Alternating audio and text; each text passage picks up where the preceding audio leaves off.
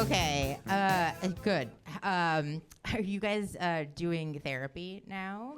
Yeah, I'm against it. No, I'm just kidding. I feel like therapy is good. Everybody's doing therapy right now, and they've been doing it for like the last 5 years. About 5 years ago, everybody was like, "I'm kind of sad," and so then everybody started doing therapy, and that is cool.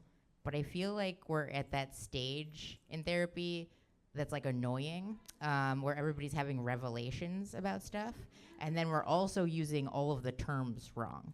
What is everybody right now, a gaslighting narcissist, right? Yeah. We're using that okay. So, and you're probably like, how do I know? I know because I'm not a counselor, but my mom and my dad did meet in a mental institution, and neither are doctors, and. Then my mom went to clown college, so that's how supervillains are made. So the DSM-4 was basically my Harry Potter.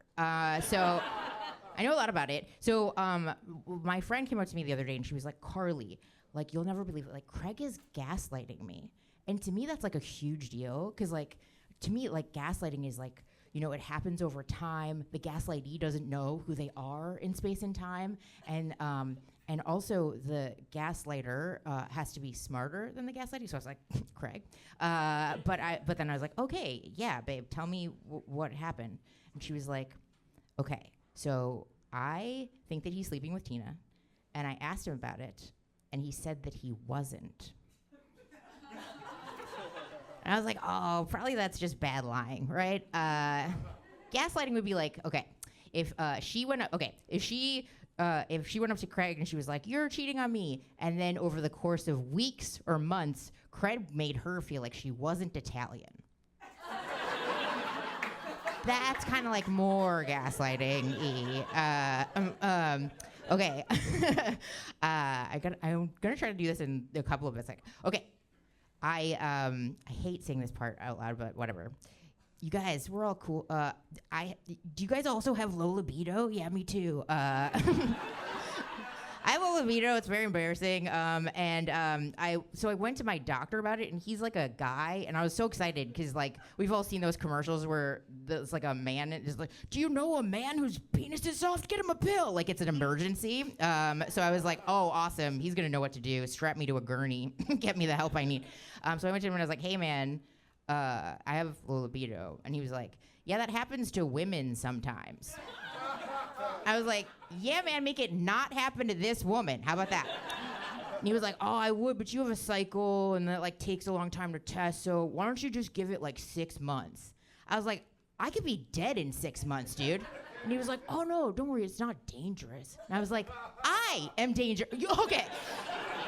You're gonna have me out on the streets without the will to come? I'm so sorry. What am I supposed to do for pleasure? Hit a guy with my car? What are you talking about? So I was very mad, so I went to my friend, and he's a guy, I know that he just got prescribed testosterone, so I was like, "Hey man, how'd you get the doctor to listen to you?" And he was like, "It was so weird. I didn't even go in about that. I went in because sometimes I get a little sleepy during the day, and then my doctor was like, 'Are you satisfied with the amount that you're coming?' And then I was like, 'I guess I could come more.' And then he just gave me testosterone. And I was like, oh, this is why women drown their kids. I had no idea. I thought it was a different reason, but it's just that. It's because they're not coming enough, guys. I think I'm trying to do this very fast. These may not be my best jokes, but they're my fastest jokes. Is anybody here Gen Z? Yeah, you guys are. Okay, you guys are my favorite generation. I know we're all doing generational divide, very boring, but I want to know who's most charming, and I was thinking about it, and it's Gen Z has it on lock. I'm so sorry, because you guys are, in terms of secrets, right? Because boomers aren't very charming because they don't tell anybody anything. They're just like, "I love my dad and my government," and I'm like, I can't do anything with that. And then there's Gen X, and they're always depressed, and I'm like, "You own a house." I'm millennial. We're very charming. We put our whole asshole on the internet, and that's incredibly charming.